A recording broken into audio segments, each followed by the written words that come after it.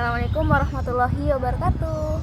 Perkenalkan, aku Saran Sajida dari kelas Perbankan Syariah 1B dan rekan saya. Halo, perkenalkan nama saya Marih Azahri dari kelas P1B absen 12. Nah, hari ini kita membuat podcast tentang apa, Sarah? Harta.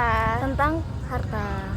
Nah, kali ini aku jadi narasumbernya dan Sarah menjadi pembawa materinya. Oke, aku di sini mau sedikit tanya ke Mari ya. Boleh. Aku sebelumnya mau tahu dulu dong, harta itu artinya, pengertiannya secara istilah tuh gimana sih? Kalau harta yang udah aku pelajarin ya, harta itu adalah bahasa Arabnya dari al-mal atau artinya condong atau berpaling. Nah, menurut pendapat para ulama, aku dapat satu ya. Menurut Hanafiyah, itu harta adalah segala sesuatu yang dapat disimpan untuk digunakan ketika dibutuhkan nih.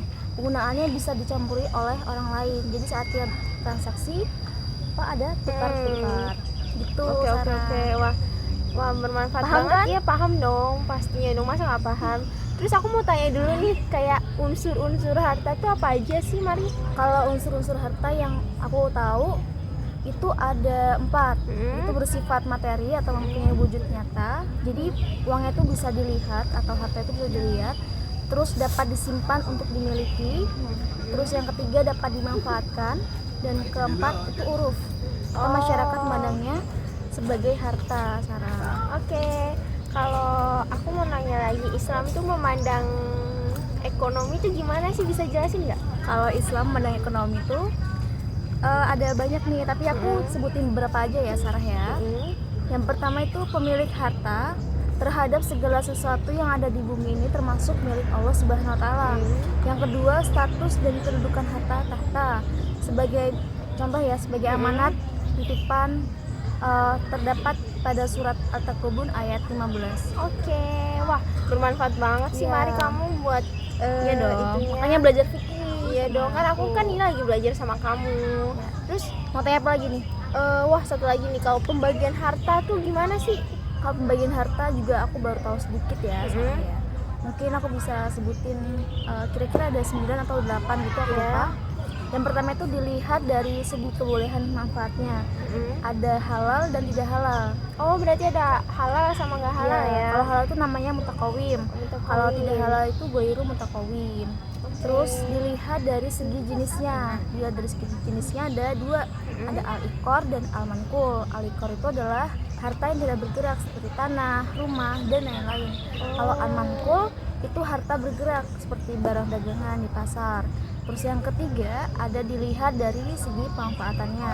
Ada harta al-istimali dan harta istilaki. Harta istimali itu pemanfaatnya tidak menghabiskan benda yang tersebut tapi tetap utuh. Terus ada harta istilaki. Harta istilaki itu pemanfaatannya menghabiskan benda tersebut seperti hand sanitizer, minuman, sabun, dan lain-lain.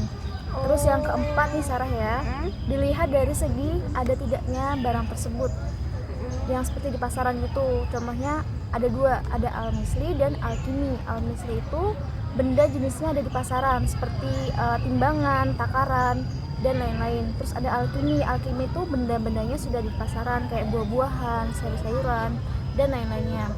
Terus yang kelima, dilihat dari segi status atau kedudukan harta. Ada 3, ada al-mamluk, al-mahjur, dan al-mubah. Al-mamluk itu harta yang dimiliki baik pribadi maupun secara hukum. Nah, terus yang kedua ada al-mahjur. Al-mahjur itu harta yang telah dikhususkan untuk kepentingan umum kayak jalanan, masjid, dan lain-lain. Terus yang ketiga ada al-mubah. Al-mubah itu harta yang tidak dimiliki seperti sumber mata air, udara, oksigen gitu-gitu. Yang keenam, dilihat dari segi berkembang atau tidaknya. Ada 2 juga nih, Sarah. Ada al-as dan al-tamar. Al-as itu harta pokok. Contohnya itu apa? Tanah, pohon, hewan-hewan gitu. Pokoknya menghasilkan gitu loh. Terus al-tamar itu harta hasil kayak telur dari susu. Susu juga dari sapi. Nah, gitu. Jadi harta penghasil dari ayam kayak gitu. Oke. Terus yang ketujuh, ada lagi. Kayak banyak ya? Iya, dilihat dari segi pemiliknya. Ada 2 juga, ada harta khas dan harta am. Harta khas itu harta pribadi. Tidak boleh kita meminjam sesuatu barang orang itu tanpa seizin Oh, pemilik harus izin tersebut. dulu. Ya, terus yang kedua ada harta am. Harta am itu harta milik umum. Jadi boleh diambil manfaatannya. Jadi kalau nggak izin nggak apa-apa. Oke, oke. Terus yang kedelapan dilihat dari segi bisa dibagi atau tidaknya. Ada dua juga nih Sarah. Ada harta malqabil al-qismah dan harta yang tidak bisa dibagi atau mal qabil al-qismah. Terus yang kesembilan dilihat dari segi bentuknya. Ada dua juga. Ada harta ain dan harta dain.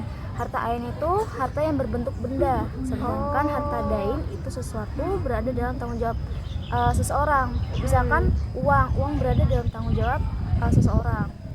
Oke, Itu oke, cara oke. menurut Wah, yang udah aku tahu dan pelajari ya. panjang banget ya. Iya, panjang Banyak banget banget. ternyata ya. Fikih itu nggak harus belajar lebih gitu. Betul, betul. Wah, ini Mau tanya kalau apa lagi nih? ada lagi dong, kalau sebab kepemilikannya itu gimana sih? Kalau sebab kepemilikan harta lebih tepatnya itu Sebab gimana? kepemilikan harta. Sebab kepemilikan harta itu ada 3 yang aku tahu. Ada sekedar memegang harta mubah yang belum ada pemiliknya namun dengan beberapa syarat tertentu. Oke. Yang kedua perjanjian pemindahan kepemilikan, jual beli, hibah dan lain-lain. Yang ketiga ada warisan. Oh. Gitu sih Sarah. Wah, banyak juga ya, ada 3 ya berarti ya sebab Iya. kepemilikannya nih. Kalau ada sebab pasti ada fungsi ya. Itu Iya. fungsi harta itu sebenarnya yang benar itu gimana sih fungsi harta itu? Fungsi harta itu ada 2. Ada sosial dan ekonomik atau edukatif. Oh. Kalau fungsi sosial itu harta benda merupakan milik bersama atau bisa kayak umum gitu loh. Oke, oke. Terus yang kedua ada fungsi ekonomi atau edukatif. Itu dalam sistem ekonomi masyarakat untuk mencegah terkonsentrasinya modal atau harta di tangan para agniya. Oh. Terus sifat gitu harta ya. itu adalah berkembang dan nilainya berkembang. Oh, berarti berkembang terus ya. Iya, berkembang terus sesuai dengan zaman. Oke, oke. Wah, pasti ada larangan juga dong kalau dalam segi ekonomi gitu. Kalau larangan-larangan ekonomi Islam tuh gimana sih? Sebutin 2 aja deh, boleh nggak sih? Boleh. Kalau larangan itu yang aku tahu perkara-perkara merendahkan martabat akhlak manusia. Ada Oh, 2. itu salah satu larangannya ya Iya. berarti ya. Memakan harta sesama manusia secara batil tuh nggak boleh. Oh. Mengambil hak orang lain itu. Terus melanggar janji. Oh, melanggar Tuh, janji yang nggak suka boleh janji juga. suka janji tapi nggak ditepatin gitu. Oh. Nggak boleh itu ya. Kayak ghosting Tuh. gitu nggak sih? Iya itu Iya. juga sama sih Sarah. Oke, makanya bermanfaat banget ilmu Manfaat dari banget Mari ya. dong. Kayak aku tuh juga banyak belajar tentang muamalah dari fungsi, kepemilikan sampai larangannya tuh lengkap banget. Iya. Wah, sangat bermanfaat banget nih. Banget Ini dong. kita mau lanjut lagi nggak sih? Ada lagi nih. Ada dong. Kali ini narasumbernya kamu ya. Aku ya. Oke. Oke, mungkin cukup dari kita untuk podcast bab berapa? Muamalah harta, Harta kedudukan ya. harta. Mungkin next kita lanjut lagi. Oke. Dadah. Dadah. Assalamualaikum.